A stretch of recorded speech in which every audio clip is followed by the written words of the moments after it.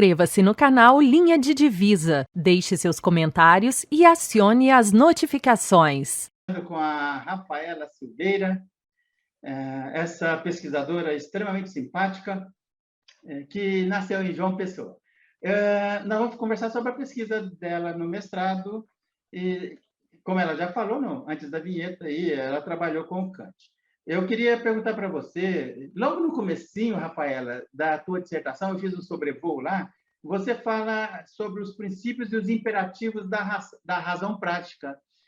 Pode falar um pouquinho sobre isso? Ok. Eu trato, né, dos princípios e dos imperativos da razão prática na minha introdução e, sobretudo, no primeiro capítulo da minha dissertação, pois é essencial compreender esses conceitos para que entenda a problemática da fundamentação da moralidade do pensamento de Kant, né? Até porque, por exemplo, o princípio da razão prática. Kant, ele divide esse princípio da razão prática em uma parte material e uma parte formal. No que se refere à parte material, ela é a parte subjetiva e ela diz aquilo que é particular da vontade de cada um dos sujeitos, né? Então, ela é contingente nesse aspecto. E a parte formal da razão prática, ela se refere àquilo que é objetivo da razão prática. E isso implica que a vontade aí está se referindo não à vontade só de um sujeito particular, mas todo ser racional. Então, a parte material, se refere àquilo que Kant denomina de máximas, enquanto que a parte formal se refere àquilo que Kant denomina de lei, que é baseada no caráter de necessidade e no caráter de universalidade. E é extremamente importante a gente compreender isso para entender o cerne da discussão que o Kant irá tratar no problema da fundamentação da moral. E, além disso, né, são os imperativos da razão, porque a razão prática ela é dada como um imperativo, como uma ordem, porque nós, sujeitos, homens, somos constituídos de uma vontade imperfeita. E, enquanto vontade imperfeita, né, na filosofia do Kant, é necessário que a gente siga uma ordem que denota um dever para que a gente cumpra, né? Essas máximas que a gente formula individualmente e ela se transforme em leis e aí é um dever moral, né, em Kant. Então, Kant ele divide esses imperativos em hipotéticos e imperativos categóricos. Os imperativos hipotéticos, Kant ele divide em dois. Um é o imperativo de técnica, que se refere ao imperativo de destreza, de habilidade, são as regras de destreza. Então, se refere, por exemplo, quando eu quero aprender, por exemplo, francês. E aí eu instituo para mim que para aprender francês eu preciso estudar. E aí é um imperativo que, se eu estudar o francês, eu iria aprender francês. Então, o imperativo hipotético ele vai denotar esse caráter de é bom enquanto meio para alcançar algo. E, especificamente nesse exemplo que eu dei, ele vai explicar justamente esse caráter de destreza, porque se refere ao imperativo que se refere à habilidade, à cultura, à erudição. Já o imperativo hipotético, pragmático, ele se refere aos conselhos de prudência. E, nesse caso, ele não é regra enquanto primeiro, porque o outro, você pode perceber que ele é real. Se eu quero aprender algo, é necessário que eu estude isso que eu quero aprender para que, de fato, eu aprenda. Então, é real. Se eu fizer os meios necessários para cumprir aquilo que eu quero, eu alcanço o meu objetivo. Já os conselhos de prudência, eles não são regra, por isso que eles são conselhos, é o imperativo pragmático. Se refere àquela ideia de bem-estar, ou no total de bem-estar, que seria a felicidade, que é buscar, por exemplo, a dieta, é buscar a economia, são coisas que a gente aconselha aos nossos amigos, filhos, as pessoas a seguirem para conquistar o bem-estar. Então, são só conselhos. Pode ser que, se você seguir essas coisas, você consiga alcançar a felicidade, mas não necessariamente, né? Então, é um imperativo que denota a possibilidade. Ele é bom, mas ele é bom enquanto possível. Ele não é como a regra de destreza que é real, é efetivo nesse sentido.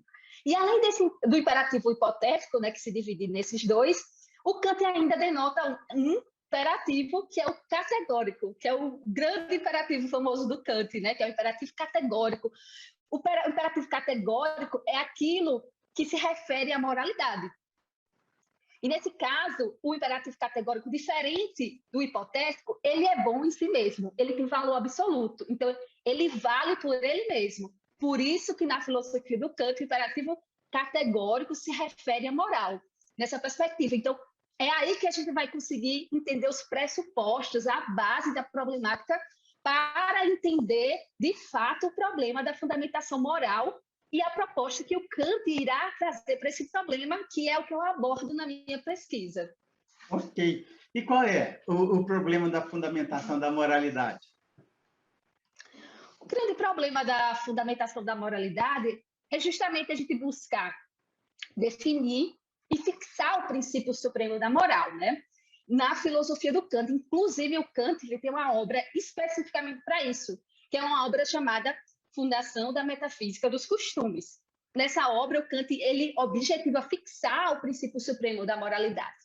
E essa obra surge justamente porque, na época do Kant, havia duas grandes correntes, duas formas de pensamento, duas formas de responder o problema de dizer qual é a ação moral. Como a gente vai buscar definir qual é a origem da moral, o que determina a ação dita boa, a ação correta, né? Então, Kant ele está situado no contexto, o período do iluminismo alemão, no qual tem a corrente do racionalismo e a corrente do empirismo. A corrente do racionalismo irá fundamentar a moralidade no princípio de perfeição, seja ela um princípio de perfeição ontológica ou teológica, mas ambas irão fundamentar que a moral se dá numa busca da perfeição, no princípio de perfeição. Ela é fundada nesse princípio de perfeição. Enquanto que a outra corrente, o empirismo, ela busca fundamentar a sua moralidade, né, a conduta correta, a conduta dita moral, no princípio de felicidade. E aí, tanto pode ser considerada a felicidade individual como coletiva. Então, essas duas correntes propõem algo que o Kant irá considerar como princípios heterônomos.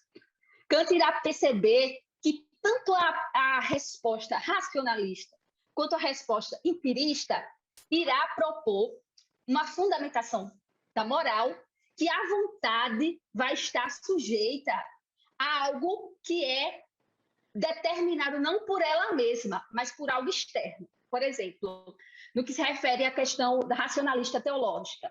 Nesse caso, a moral seria determinada por Deus. Então, Deus é que determinaria a conduta correta. E sendo Deus que determina a conduta correta, é necessário que nós sigamos. Mas, para isso, é necessário que a gente conheça Deus, é necessário que todo mundo siga. E é problemático isso, né? Porque a gente sabe que tem várias crenças. Então, e a gente sabe também que Deus é algo abstrato, que a gente não vê. Então, não é algo que possa ser conhecido, né? Que aí já remota para a primeira crítica, a crítica da razão pura, que o Kant vai falar, que Deus é a ideia da razão, e ele não pode ser conhecido. Então, porque ele não se dá no fenômeno. Então, nessa perspectiva, é problemático uma moral que funda numa vontade exterior divina. Já, por exemplo, no que se refere a um exemplo do princípio da felicidade, que é da corrente, da concepção empirista, né, repetindo, ela, por exemplo, do princípio da felicidade. Suponhamos que seja da felicidade, maior felicidade, né, que seja para a felicidade coletiva. Se a gente for buscar definir a moral no princípio da felicidade, imaginemos, será que aquilo que me faz feliz necessariamente vai me fazer agir de forma correta? Imaginemos uma coisa absurda, mas imaginemos uma pessoa que sente prazer, por exemplo, em matar. Uma pessoa que sente prazer em matar, ela se sente feliz com a morte e com o ato de matar outra pessoa. Nesse contexto, a gente pode dizer que o princípio da felicidade iria determinar o que é o certo? Qual é a conduta correta? Então, assim, é um princípio extremamente problemático. E sem falar que Kant observa que o princípio da felicidade, embora seja universal no sentido de que todos nós, enquanto seres humanos, desejamos a felicidade, ele é um princípio, mas ele é contingente. Por quê? Aquilo que me faz feliz não é o que me faz feliz, por exemplo, Deodato. Então, assim, cada um tem uma concepção de mundo, cada um percebe a felicidade de uma forma diferente, e às vezes até nós mesmos não sabemos aquilo que realmente irá nos trazer a felicidade. Às vezes a gente fica pensando no futuro que quer algo, que aquilo vai nos fazer feliz, mas quando aquilo se revela, né, no nosso presente, a gente percebe que aquilo não trouxe felicidade. Então, assim, o princípio da felicidade não é um bom fundamento para determinar a boa conduta. E são esses problemas que o Kant se depara. Então, ele quer procurar um princípio que não seja heterônomo e que não tenha esses problemas. Então, ele vai buscar fundamentar a moralidade no princípio da autonomia da vontade. Porque aí, se a vontade é autônoma, ela determina a si mesma.